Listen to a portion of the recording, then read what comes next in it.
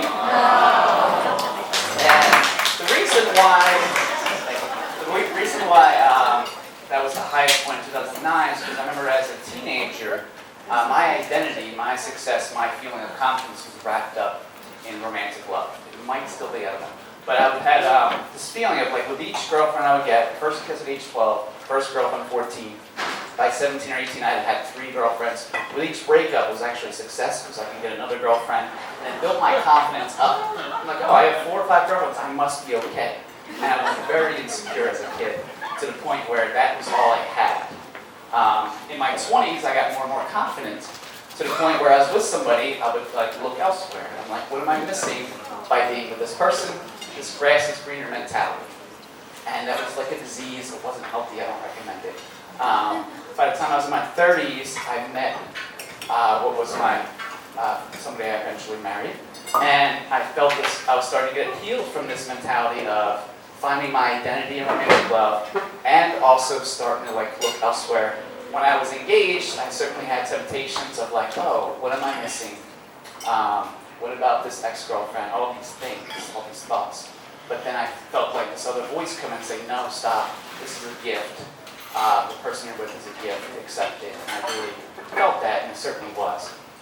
Even in the first year of marriage, feeling very healed still, and good, confident, to the point where I remember being on trolley once, heading to Temple, going to school, and there was this attractive girl who needed directions. We were coming from West Philly, she was going to Temple. I'm like, oh, I'm going to Temple too. Spent like an hour helping her get to class. I went back that night, told my wife about what happened. I felt very good because I had no ulterior motive. I was just like helping somebody, being kind. My wife wasn't exactly as excited about that story, but I felt pretty good. A year later, after some common marriage problems, my problem resurfaced as far as seeking validation, attention from romantic love, to the point where I created like this fake OkCupid profile. The picture I used, I just Googled random dude and found an attractive picture, put him on there, and started flirting and interacting with different women, different girls, through text and messages, to the point that led to the deterioration of my marriage.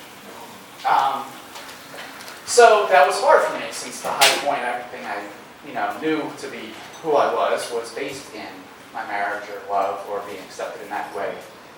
I started to get a new high point a little bit later when an old pastor visited my church, somebody I knew for like 10 years, and he gave a sermon just on this idea of life coming from death. And as he was leaving, I just said, thanks, Mark, that meant a lot to me. And he's the kind of guy who's like, oh, what do you mean by that? He'll pull me aside and talk to me, and I shared my story with him, the one I'm sharing with you. And he prayed for me, talked to me, he looked me in the eyes and said, George, you are not defined by your worst moments. And that started to develop like a new high point for me. The next way that developed was when my ex-wife forgave me. And then after that, even like currently this day, I see weekly a friend, I wouldn't even call her a friend, but the best friend of my wife. I see her in church every week. And she says hi to me. And that's it. And I know this best friend knows the stuff I put my ex-wife through. And there's a grace in that, there's a forgiveness in that.